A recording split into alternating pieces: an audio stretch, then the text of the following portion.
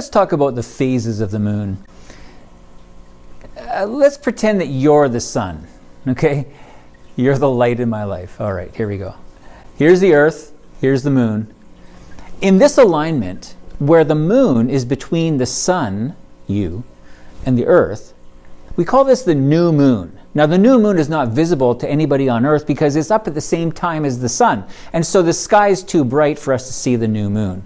But it's the beginning of the moon cycle, the lunar cycle. Now, as this starts its path, there's a fun little math thing I like to use in my classes. You see, the circle, the orbit is basically a circle. Now, that's 360 degrees, and it takes place over about 30 days. Now, it's not exactly 30 days, but it's close. Okay, it's a little bit less than 30 days. But if I use 30, I can take 360, divide by 30, and what I find is that the moon will then move in its orbit about 12 degrees per day. Now, 12 times 7 is 84. That's almost 90. Okay, so that means it takes about 7 days to get from new moon to first quarter. So when I'm at 90 degrees, so there's a 90-degree orientation between you, the sun, the Earth, and the moon. Okay? Every 7 days it moves through about a quarter of its orbit. Now this phase over here, this is all called waxing. This is a waxing crescent that we'd see through here. That will be visible in the evening because as the Earth rotates away from the sun, there will be the moon.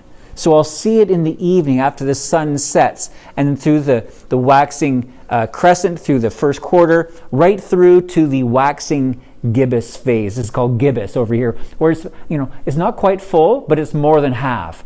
And so it's that unusual shape. We call it gibbous, Gibbous. Until eventually, after 14 days from new moon, you're over here and you're at full moon. This is the spot where you would see a lunar eclipse. Now, a lunar eclipse is fun because the shadow of the Earth is larger than the moon. And therefore, it covers the entire moon. So everybody on the side of the Earth facing the moon, that means they're at nighttime, I suppose, will see the lunar eclipse. Everybody will see the lunar eclipse.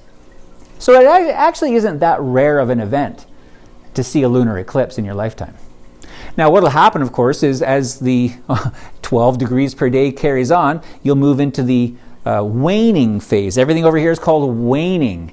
W-A-N-I-N-G. So we have a waning gibbous to the third quarter. I mean, it's gone 3/4 of the way around the Earth. So it's that third quarter until we get to the waning crescent. And ultimately, after 28 days, back to new moon. And the cycle is complete.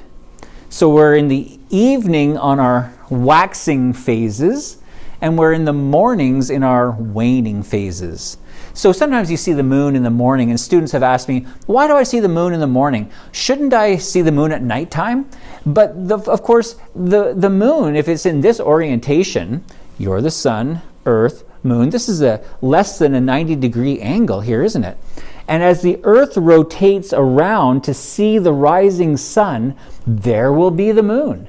And so I'll see it in the morning. So it makes good sense that the moon will be visible in the morning through part of its phase, and it will be visible in the evening in the other part of its phase. And this is the phases of the moon.